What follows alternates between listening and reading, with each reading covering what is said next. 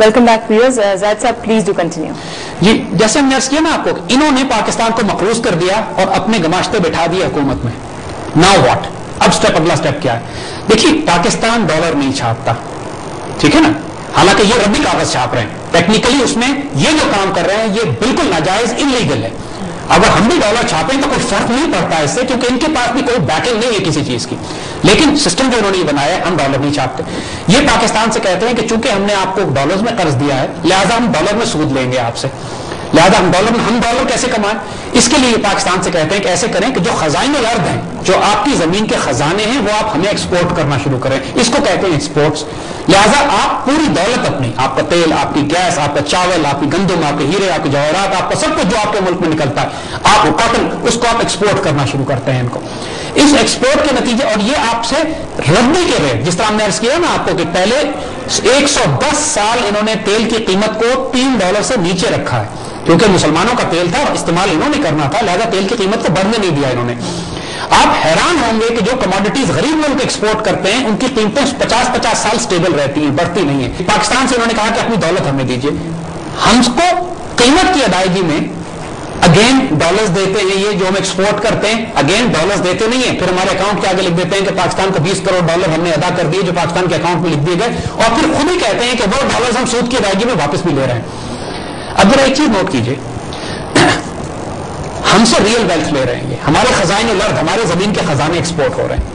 In return یہ ہمیں کیا دے رہے ہیں؟ ربی ڈالر بھی نہیں دے رہے، ہمارے اکاؤنٹ کے آگے لکھ رہے ہیں، اور پھر جو پیمنٹ کر رہے ہیں اس کو بھی سود کی ادائیگی میں واپس لے جا رہے ہیں. یعنی over a period of time ہوتا یہ ہے کہ ہمارا پورا ملک لوٹ کے نوچ کے یہ لے جاتے ہیں. قرض اپنی جگہ کھڑا ہوتا ہے کیونکہ سود کی ادائیگی پوری نہیں ہو رہی ہوتی، اور وہ قرض جو انہوں نے دیا ہی نہیں ہے کبھی ہمیں، ٹوٹل جھوٹ اور فراڈ پہ مبنی، لیکن ملک لوٹ رہے ہیں. دین واٹ دے سیز کہ یار یہ ملک واقعی اتنی محنت کر رہا ہے. مثال کے طور پہ مثال ہم آپ کو دیتے ہیں کہ اگر $10 کا ڈالر تھا، یعنی تو ہمارا ایک مزدور جو ایک دیہڑی جس کی ایک دن کی تنخواہ $10 ہے، وہ محنت کرتا ہے، $10 کماتا ہے اور $1 خریدتا ہے، اور $1 خرید کے وہ اس قابل ہوتا ہے کہ $1 خریدے. یہ دیکھتے ہیں کہ یہ ملک اتنی محنت کر رہا ہے کہ یہ تو قرض جلدی اتارنے کے چکر میں، تو یہ خود بخود پاکستان کو فورس کرتے ہیں IMF کے ذریعے، ورلڈ بینک کے ذریعے، ہمارے ان کرپٹ حکمرانوں کے ذریعے کہ کرنسی ڈی ویلیو کر دیجیے. مثال دیتے ہیں مثلا $10 کے بجائے $20 کا ڈالر کر دیا انہوں نے. اس کا مطلب یہ ہے کہ وہ مزدور جو پہلے ایک دن کام کر کے ڈالر کماتا تھا اب وہ 2 دن کام کر کے ڈالر کمائے گا. یعنی پورا ملک جو قرضہ ملک نے 5 سال میں اتارنا تھا سو کالڈ اب 10 سال میں اتارے گا. یعنی یہ ایک ایسی دوڑ ہے جو کبھی ختم ہو ہی نہیں سکتی. جب ملک قریب پہنچتا ہے قرضہ اتارنے کے، یہ کرنسی ڈی ویلیو کروا دیتے ہیں اس کی، یا اس ملک میں فساد برپا کروا دیتے ہیں، یا اس ملک میں جنگیں برپا کروا دیتے ہیں، یا سول وار کرا دیتے ہیں، یا حکومت کو تختہ الٹ دیتے ہیں. یعنی جب کرائسس رہتا ہے اس ملک میں، جس طرح آج بھی ہماری سڑکوں پہ دیکھیے، میں آپ کو واضح کہہ رہا ہوں کہ جو تمام کرائسس آپ کو سڑکوں پہ ہماری آج نظر آ رہا ہے پاکستان کے پولیٹیکل کرائسس، اس میں بہت بڑا میجر رول CIA کا ہے. دنیا کی سب سے بڑی دہشت گرد تنظیم CIA جو حکومتوں کے تختے الٹتی ہے، بادشاہوں کو، حکمرانوں کو قتل کراتی ہے.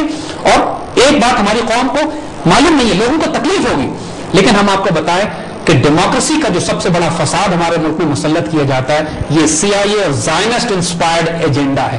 لوگوں کو بڑی تکلیف ہوگی اس بات پہ. لوگ جو اس بات پہ ایمان رکھتے ہیں کہ جمہوریت اس ملک کے لیے سب سے بڑا حل ہے، دیکھیے اس ملک میں کوئی جمہوریت نہیں ہے. جس ملک میں CIA فنڈنگ ہوتی ہو، حکمران بکے ہوئے ہوں، میڈیا خریدا جا چکا ہو، غداروں کی ایک کھیپ لگی ہوئی ہو، اور 250 سیاسی جماعتیں ہوں. اپنے ملک میں یہ 2 سیاسی جماعتیں رکھتے ہیں، 1.5 سیاسی جماعت رکھتے ہیں.